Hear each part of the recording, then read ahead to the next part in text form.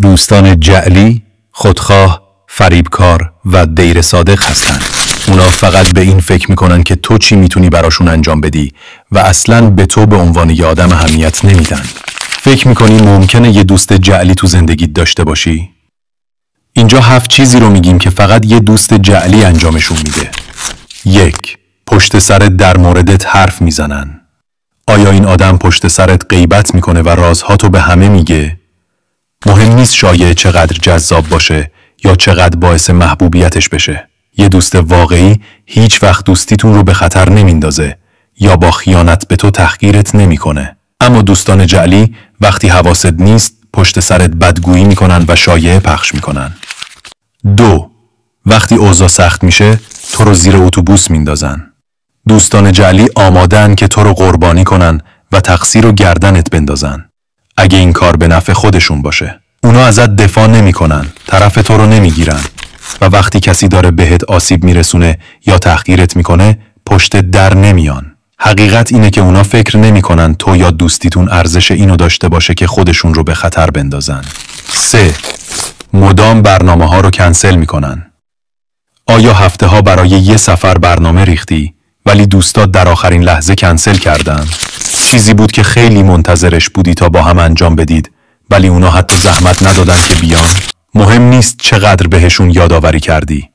این به اصطلاح دوستان هیچ وقت به قولشون عمل نمیکنن. تو به سختی یاد گرفتی که نمیتونی روشون حساب کنی. 4. تو رو از برنامه هاشون کنار میذارن. آیا به نظر میرسه که عمدن تو رو به چیزا دعوت نمیکنن؟ آیا بیشتر اوقات از فعالیت‌های گروهی کنار گذاشته میشی حتی اگه خودت زحمت بکشی و اونا رو دعوت کنی یا در مورد برنامه‌هات بهشون بگی؟ اونا این کارو برات نمیکنن. 5. فقط برای درخواست کمک باهات تماس میگیرن. آیا این موقعیت برات آشناست؟ هی، میدونم یه مدت حرف نزدیم ولی به یه کمک بزرگ نیاز دارم. میتونی بهم کمک کنی؟ اگه این دوست فقط وقتی بهت زنگ میزنه که چیزی ازت بخواد، احتمالاً یه دوست جعلیه. دوستان جعلی فکر میکنن اشکالی نداره که هفته ها غیبشون بزنه و بعد یهو پیداشون بشه و درخواست کمک کنن. حتی زحمت نمیکشن بپرسن حالت چطوره، چون فقط دارن ازت استفاده میکنن تا مشکلشون رو حل کنی. وقتی بهشون چیزی که میخوان رو میدی، دوباره از زندگیت غیبشون میزنه. 6. تعریف‌های دو پهلو میکنن. آیا تا حالا بهت چیزایی گفتن مثل تو خیلی خوب عمل کردی، غیر منتظره بود، یا از تو بهتر بود، یا امروز خیلی بهتر از همیشه به نظر میرسی؟ تعریف دو پهلو چیزیه که دوستان جعلی انجام میدن تا به طور غیر مستقیم تحقیرت کنن و وانمود کنن که دارن تعریف میکنن.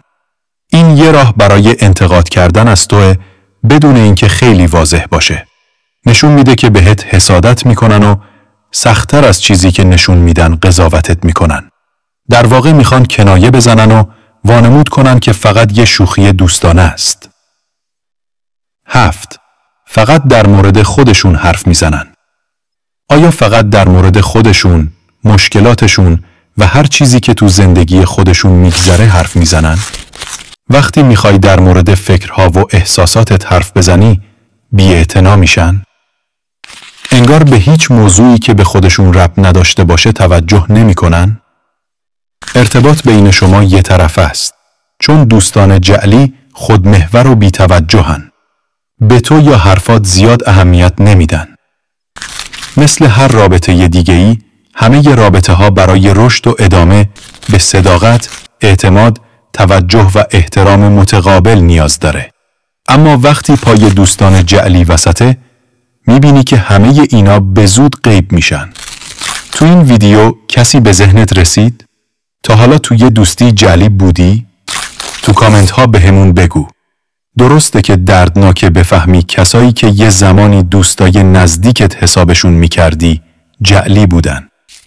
اما دردناکتر اینه که حقیقت رو انکار کنی و با کسی بمونی که برات خوب نیست. اگه از این ویدیو خوشت اومد، یه لایک بده و با کسی که ممکنه براش مفید باشه به اشتراک بذار.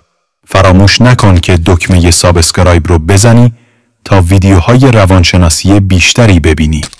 مثل همیشه ممنون که تماشا کردی و تا دفعه بعد که ببینمت مواظب زیباییات باش.